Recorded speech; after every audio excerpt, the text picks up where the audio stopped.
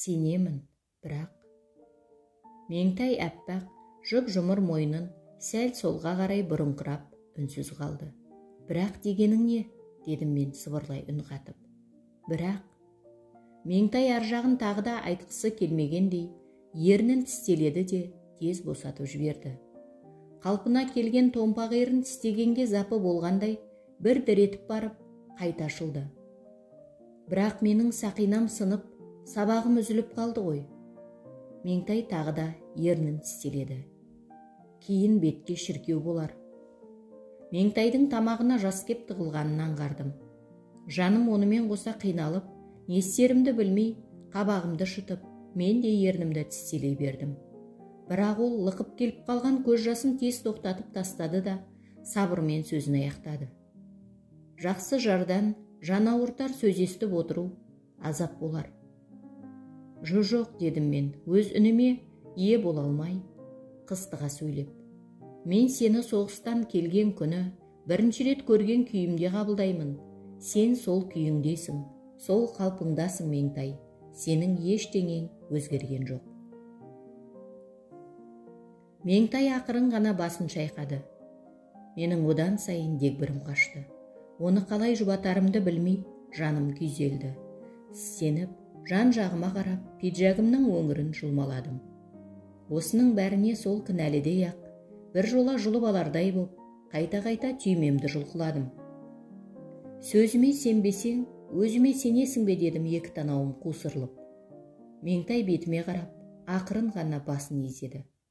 Тегі менің екі көзім құрық көріп, құйрығын тігіп алып шығаңдап қашқан, қашағанның көзіндей долырып кеткен болуы тиіс.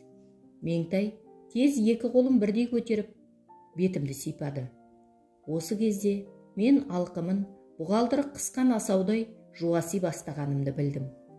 Сенемін, деп Меңтай бетімді сипап тұрып, екі рет қайталады. Дегенмен, бірде болмаса бірде көңілге келіп жүрмесе дегенім ғой. Келмейді, дедім мен басымды шайқап. Осылай деп мен Меңтайды құшағыма алып, бетінен, көзінен, маңдайынан, иегінен аймалап сүйе бастадым.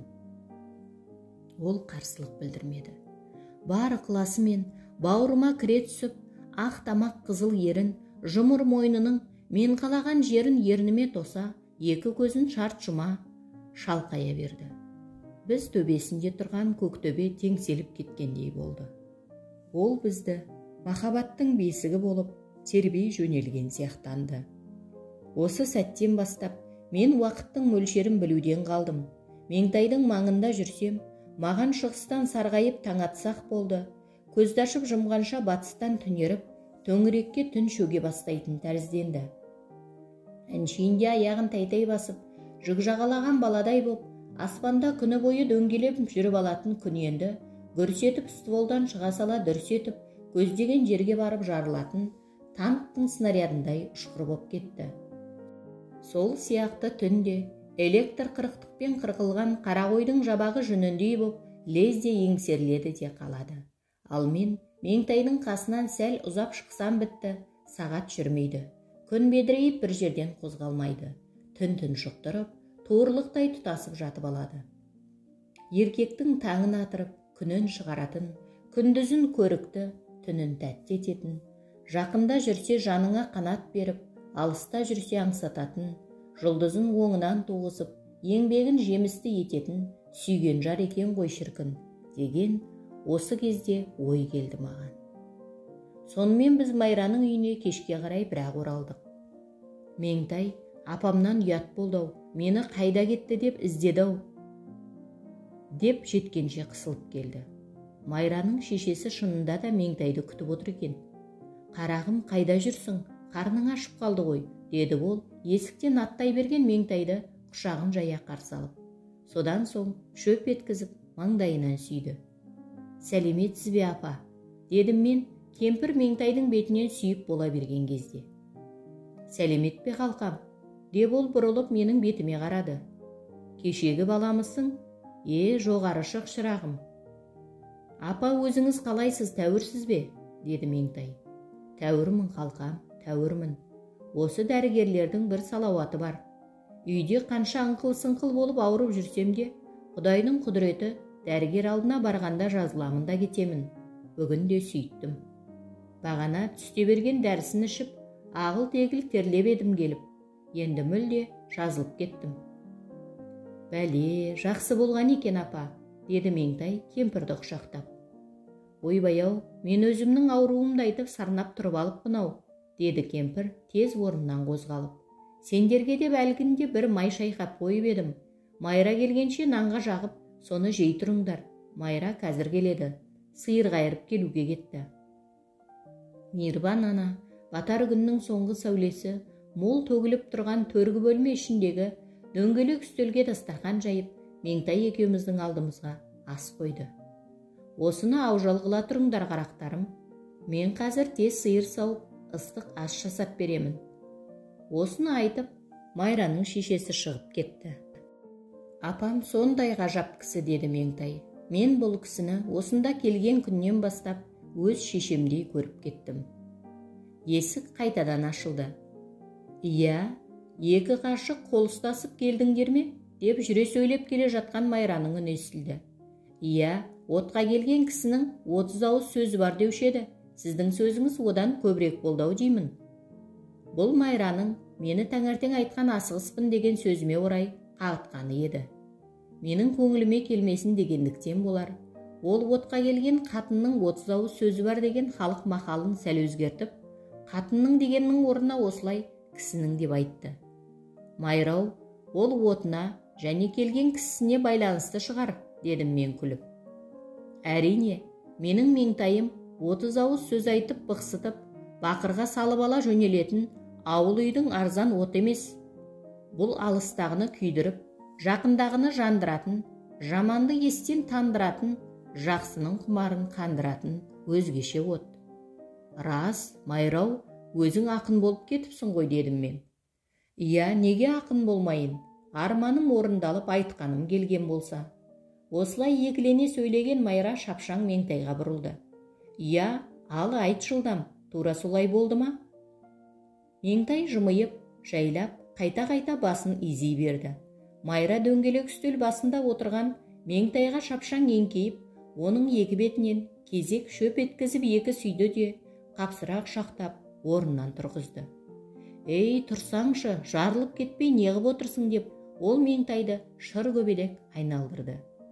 Я, айтпап едім мен саған, Ербол сені шексіз сүйеді, ал шын сүйген адам ештеңеге қарамайды деп.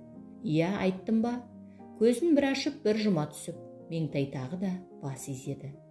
Я, мен саған қыстыгүні-ақ ана сұмпайың қатын алдым деп кеткеннен кейін айтпап едім. Ерболды іздейік, осыны айтып хат жазайық деп. Сен без-без етіп болдың ба сонда? Майра енді Меңтайдың даусына салып сөйледі. Жоқ, ағай мен үшін оқуын тастап кетті. Ендігі біреумен танысып та қойған шығар. Оны бұзуға болмайды. Мен не болсам ол болайын, бірақ ол кісінің бақытты болуын тілеймін. Деп еңіреп жылап жатып алдың. Аш күзендей бөгіліп, бір жұма бойы төсектен тұрмадың. Я, сонда мен саған айттым емес пе? Ағайың сияқты адамдар тез таныса білмейді. Ондай кісі танысының бәріне табына да бермейді. Осында, оның айналасында 30 шақты қыз оқыдық. Солардың ішінде жалғыз саған ғана ықылас ауды. Сенен күдер үзгенде де өзгемізді көзгелместен кете барды. Басқаны былай қойғанда, қақылдаған Ханипа мен мүйізі қарағайдай зәйкүлге де қараған жоқ. Ағайдың бақытты болуын тілеймін дейсің. Мен айтайын саған, Ербол ешқашанда сенсіз бақытты болмайды. Сен онсыз өмір сүре алмайсың. Я, осылай дедім бе? Дедім. Иә, енді сүй қазір ғашығыңның бетінен. Осы менің көзімше сүй.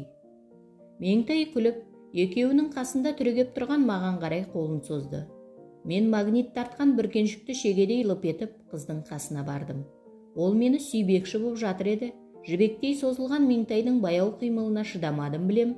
Бас салып, оны өзім сүйе бастадым. Майра сақылдап кеп күле жөнелді. Я, апырай, көніңіз кеуіп қалған екен сіздің, деді ол күлкісін тия алмай. Тұра тұрыңыз, енді сізді мына қыз сүйсін. Отқа тақаған балауыз шамдай қызып, балқи бастаған мен әрең тоқтадым-ау деймін. Сол кезде Меңтай келіп, бар ықылас махаббатын танытып, дірілдеген ыстық ернін ерніме тақағанда, теміршінің электр дәнекерлегішінің тұмсығы тиген кесек қорғасындай ерітіп, елжіреп бара жатқанымды сездім. Жарайды, болды, деді Майра тағы күліп. Бір жабыссаң, айрылмайды екенсің ғой өзің. Енді қайтейін. Сүй деген соң, сүюдің жөні осы екен деп жатқанымда, деп Меңтай да қымсына күлді. Сен өзің жаңағылардың бәрін тегіс айттың ба? Айтты ма деп Майра күлкісін тыйғаннан кейін Меңтай екеумізге кезек қарады. Меңтай басын изеді. Күні бойы арамызда айтылмаған жыр, ашылмаған, сырғалмаған сияқты, дедім мен. Бәсе, өзіңіз айтыңызшы, әйтпесе мынаның қуанғаннан тіл аузы байланып қалыпты. Майра Меңтайды нұсқап тағы да сақылдап күліп алды. Енді сізді ағай дегенің қойды ма? Қойды, дедім мен күліп. Бір деп Майра сол қолының шынашағын бүкті. Сіз дегенің қойды ма? Қойды, бірақ бұған бірнеше рет репетиция жасауға тура келді. Ұмытып кетіп қайта-қайта сіздей береді. Әйтеуір сізді сен деуге тілі келді ғой. Келді. Екі деп Майра аты жоқ саусағын бүкті. Содан соң ол үндемеңіз дегенде ишара жасап, маған ақырын көзін қысып қойды. Дұрыс. Ал енді сізге Меңтай, жаным, сәулем деді ме? Жоқ, дедім мен, басымды шайқап. Ендеше соны айтқызу керек, деп Майра бұрыштағы биік үстел жанындағы орындықтан атып тұрды. Меңтай оның бұйрығын екі етпеді. Жерде қатар отырған менің қолымды ұстап, жаным, сәулем деді үздіге үн қатып. Маған сол арада дүниеде Меңтай аузынан шыққан сөзден тәтті, осы екі сөзден күшті ештеңе жоқ сияқты боп көрінді. Қой Майра, сыртқа шығып апама көмектесейік деп Меңтай тез орнынан тұрды. Иә, сізде жүріңіз, деді Майра. Не қыздармен бірге сыртқа шығарымды, не үйде қаларымды білмей, қипақтап қалған маған. Меңтай сиыр сауады, сіз бұзау ұстайсыз. Осыны айтып Майра тағы күлді. Сырттай сабырлы көрінетін, орынсыз көп те сөйлей бермейтін Майра бүгін адам танығысыз боп өзгеріп кеткен сияқтанады. Әртүрлі әзіл күлкісімен Меңтай екеуміздің жанымызды қытықтап, күміс қоңыраудай сылдыраумен болды. Біз бір-бірімізді жетектеп, сақылдай күліп, сыбырлай сөйлеп, сыртқа шықсақ, Майраның апасы сиырды сауып болып қойыпты. Беседкаға таяу тұрған, кірпіштен қаланған, кішкене мұржалы қазандық басында кешкі тамағын түсіріп жатыр екен. Майраш, төргейге шам жақтың ба, деді ол қыздарының даусын естіп. Біз әңгімемен отырып байқамаппыз. Күн әлде қашан батып, көшеге қараңғылық үйіріле бастапты. Қазір апа, Майра бізге қарай бұрылды. Бәләй, сізге бұзау ұстатып, Меңтайға бір сиыр саудыртып көрейін деп едім, болмағанын қарашы. Майра тағы да өз-өзінен сақылдай күліп, ішке қарай жөнелді. Біз де қайта кірдік. Майра ондық шамды жағып биік үстелдің үстіне қойды. Майра, мына орындықты дөңгелек үстелге жақындатып, шамды үстіне қояйық, сонда жарығырақ болады, деді Меңтай, бір қолымен шамды, бір қолымен орындықты алып жатып. Жарайды, деп Майра енді ыдыс-аяқтарды салдырата бастады. Иә, жігітім, аузын таба алмай қалама деп, жаның шығып барады ғой тегі. Майраның езуі күлкіден жиылмады. Бір сөз айтып бір, екі сөз айтып екі күледі. Күле жүріп тамақ ішетін тарелкаларды үстел үстіне жайғастыра бастады. Шам жақындағаннан кейін дөңгелек үстелдің үсті бұрынғыдан бетер жарықтала түсті. Меңтайдың мұнысы қандай оңды болды деп ойладым ішімнен. Тек үстел басы ғана емес, Меңтайдың әр сөзі, әр қимылынан жаныма жарық тарап, жүрегіме нұр кіріп жатқан сияқты болып көрінді маған. Әлде сіз Ереке, деді Майра маған қарап. Ол бұрынғыша ағай дейін деді де олай атамай Ереке деді. Иә, ала көлеңкеде аузыңызды таба алмайтын бедіңіз? Майра, мен өз аузымды қараңғыда да таба аламын, дедім жымиып.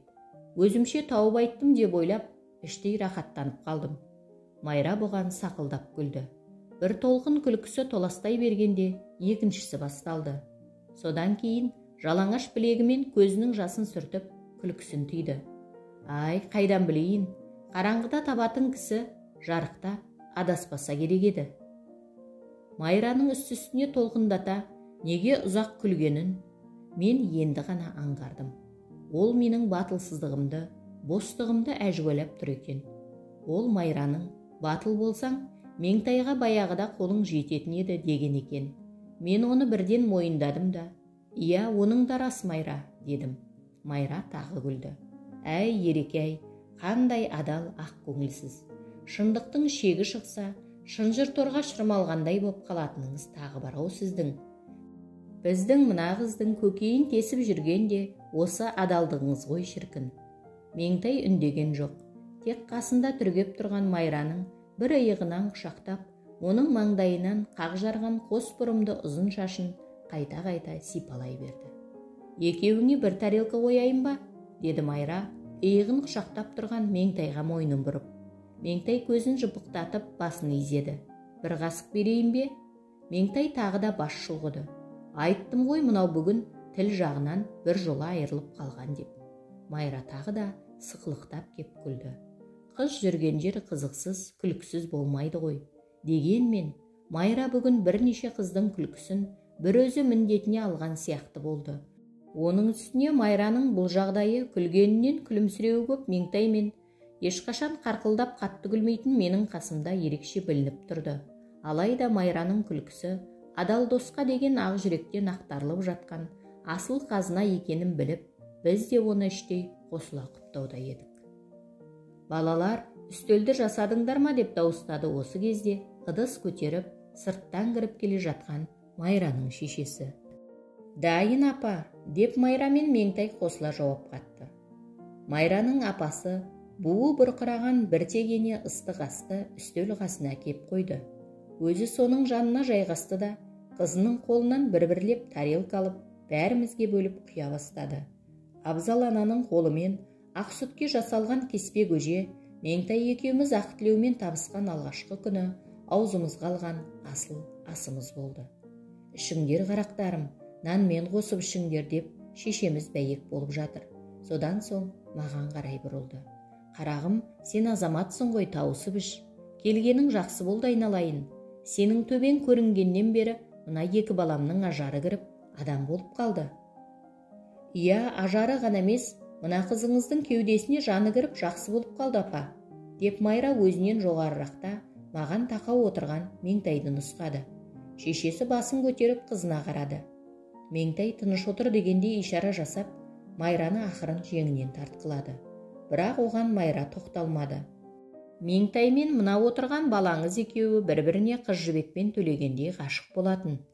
Араларына бір Тұмажан деген Бекежан түсіп, мына балаң оқуын тастап, былтыр басқа қалаға кетіп қалған. Дүниеде Бекежандар оңушым еді. Ол Меңтайдың оқу бітіруін тоспай, басқа біреуге үйленіп қойыпты. Сөйтіп мынау аңқау қызыңды алдап кетіпті. Иә, кеткені жақсы болды сол сұмпайының». Бұл тұста Майраның жазық маңдайы шытынап, кеудесін ыза кернегендей даусы дірілдеп шықты. «Мына балаң оны білмей, ана жақта жүре берген. Ал қызың ұялып, оны айтпаған. Сонымен андағы Ербол балаң жазғы оқуға келе жатып, жолда бір жерде жаңағы сұмпайымен Бекежанмен кездеседі. Содан бар жайды біледі. Білген соң Меңтайды іздеп кеше осында келеді. Иә апа, мына қызың ол қолымен Меңтайдың бүйірінен түртті. Бүгін бұрынғы Меңтай емес, төлегеніне қосылған қыз жібек боп отыр қазір. Ал құттықта апа балаларыңды». «Алда қарақтарым-ай, алда айналайындар-ай, бақытты болыңдар ендеше. Босағаларың берік, үбірлі-шүбірлі болыңдар қалқаларым», деп Майраның шешесі кәпелімде аузына түскен тілегін айтып, ақ батасын берді. «Келіңдерші қарақтарым, екеуінің де беттеріңнен сүйейін» деп орнынан тұрды. Біз де қоса көтерілдік. Екі беті қып-қызыл боп кеткен Меңтай төмен қарап, ілбіп басып, Майраның анасына қарай аяңдады.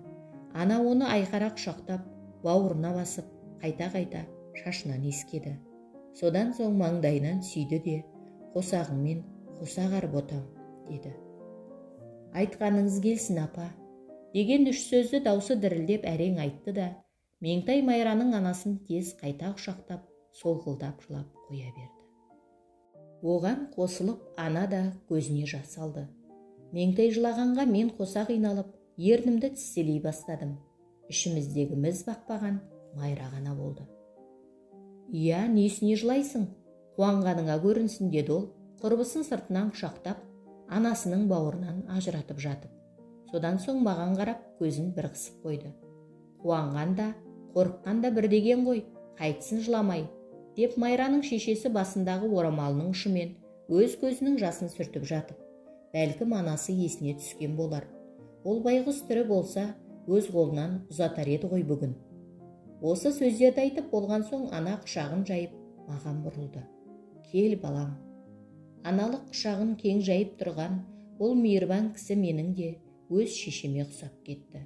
Мені де алдымен төсіне басып, соң екі қолын екі иығыма салып, тебірене сөз сөйледі. «Сен де жалғыз екенсің, балам».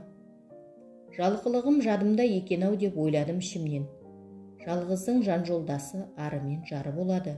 Ендеше қалқам, жарыңды жаныңмен тең ұста, жаныңды арыңмен тең ұста.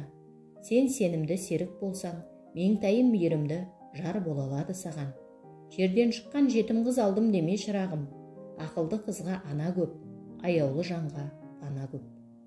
Мен жалғыз Майраның ғана емес, Меңтайдың да анасымын қарағым. «Иә, біздің апам боздатты бір жола», деді Майра, Меңтайдың көз жасын құрғатып жатып. Әзиз ана өз сөзін одан әрі жалғастыра берді. «Ендеше сен құрсағымнан шықпаса да, құшағымнан шыққан баламды алғалы тұрсың міне. Еркектің бақыты да, тақыты да жақсы жар болады шырағым. Саған айтар ақыл, берер кеңесім, қарағым, өзіңді тапқан анаңды сыйласаң, анау адал жарыңды сыйла. Сенің де анаң бір кезде осындай жас келін боп түсіп, жан ұшырып жүріп, сені дүниеге келтірген. Ана болғаннан кейін дана болған. Адамның екінші қымбаты, арыңды қадірлесең, жарыңды қадірле қарағым. Мына бүлдіршіндей Меңтайымды жарым деп қана емес, жаным деп қабылда қалқам». Осы арада ана бір тоқтап, тыныс алды да сөзін аяқтады. «Бұны Жетісудың бір бейтаныс кемпірінің сөзі емес, өзіңнің туған шешеңнің өсиеті деп ұқ, балам». Осылай деп ана менің де маңдайымнан сүйді. Ананың сөздері менің де сай сүйегімді сырқыратты. Меңтай көзінен тағы да үнсіз жас сорғалады. Бұл тұста Майра да босады. Мұнысын білдірмеу үшін ол Меңтайды уата жүріп, оның бетін үнсіз аймалай берді. Жүрегім елжірей тұрып, мен осынау шүйгедей кемпірдің шешендігіне, даналығына таң қалдым. Менің Флобер, Бальзак, Тургенев, Горький кітаптарын айлар бойы ақтарып, алтын тапқандай қуана қойын дәптеріме көшіріп алатын асыл сөздерімді бұл кісі бір ғана сәтте түйдек-түйдегімен төкті де салды. Осы үйдегі кешеден бері ең елемеген адамым осы кісі еді. Кеше келгенде «Сәлеметсіз бе апа» деп сәлем беріп, кетерде «Сау болыңыз апа» деп қоштасқаннан басқа жылышырап бір ауыз сөйлескемін жоқ. Менің есіл дертім екі қызда, Меңтайда болды. Солар не айт десе соны айтып, осы үйдің алдында патефондай сайрадым да отырдым. Олар күлген сайын мен әңгімемді соза бердім. Оларды күлдіре түскім, қуанта түскім келді. Сонда мәсісінің ұшымен басып, есікті сықырлатпай ашып, үйге кіріп шығып жүрген осы кісі көлеңке іспетті ғана боп көрініп еді маған. Кітап қадірлегіш, өткен данышпандарды сыйлағыш мен 2 күн бойы қасымдағы тірі дананы елемеппін-ау. Ана болғаннан кейін дана болған деген сөзі қандай жақсы еді апамның. Жоқ, жалғыз бұл емес, жаңағы айтқан бар сөзі маржан қой тізіліп тұрған. Кеш менің білместігімді, данышпан ана. Мен ішпей, маспын ғой бұл күндері. Мас кісі не білуші еді, не аңғарушы еді, соны ескер, абзал ана. Әрине, мен мұны ауызша айтқамын жоқ. Ой, мен айттым. Өйткені мен үндемей отырып, іштей сөйлесуге ғана шешемін ғой. Ал ауызша айтқан бар сөзім мынау ғана болды. Алдияр ана, айтқаныңызды орындаймын, деп бас иіп, ант еткендей оң тіземді бүктім. Бұл менің анаға деген ризалығым еді. Бұл және Меңтайға ризалығымнан айтылған сөз болатын. Осы аз сөздің өзін әрең айттым. Өйткені мен өзімнің тебінгідей үлкен еріндеріме ие бола алмай қалдым. ол жылаған жас баланың еріндей боп кемсеңдеп кетті. Майра жүгіріп кеп мені қолтығымнан көтерді. «Я, не боп кетті өзі, жұрт қуанады екен десе?» деп ол өз-өзінен күбірлеп жүр. «Қуаныш деген осы ғой күнім», деп ана енді қамзолының қалтасынан орамалын алып, көзін сүртіп жатып. Қуаныш тек күлкімен ғана келмейді. Ол тек бала басынан кешіретін тәтті қуаныш қана. Азаппен келетін ащы қуаныш та болады. Нағыз қуаныш хамәнді жанды қинап, жүректі сыздатып, жылата келеді ғой қарағым. Ең қайырлы қуаныш та сол болады. «Я, апам бүгін философ болып кетіпті», деп Майра бізді орнымызға жайғастыра бастады. «Отырыңызшы, Ереке, отырсаңшы, Меңтай». «Бұлай соп, мұлай собыңның не екенін білмеймін қалқам», деді ана қызы орнына отырған соң. «Соғыс кезінде соқаға жеккен сиырды соп дейтінбіз. Менің білетінім осы ғана. Ендігі білетінім, ертең ел жұртты жинап, той жасап алам». «Я, жасаймыз», деп Майра күлімдеп кетті. «Ертең ана ақ бұзауыңа айырбастап, колхоздан бір семіз қой ал. 20 жылдан бері осы колхоздың ыстығына күйіп, суығына тоңып келеміз ғой. Соғысқа кеткенше әкең де табан аудармай жұмыс деген, берер бір малын». «Береді, апа, береді», деді Майра алақанын шапалақтап. «Берсе солай ет ботам», деп ана орнынан көтерілді. Ол тегенені Майра мен Меңтай ыдыс-аяқты жинап алып, ауыз үйге әкетті. Төргі бөлмеде оңаша қалған мен өз-өзімнен отырып тағы да тебірендім. Ері соғыста өлген, жалғыз қызын медеу етіп, күнделікті еңбегімен күн көріп отырған жесір әйелдің мынадай мырзалығына және таң қалдым. 6 аласы, 5 бересі жоқ біреуге той жасап, жалғыз бұзауын сойып бермек. Неткен дарқандық десеңші бұл. Бүгін біреуге той жасап, ертең өздері аш отыруға бейіл ғой бұл ел.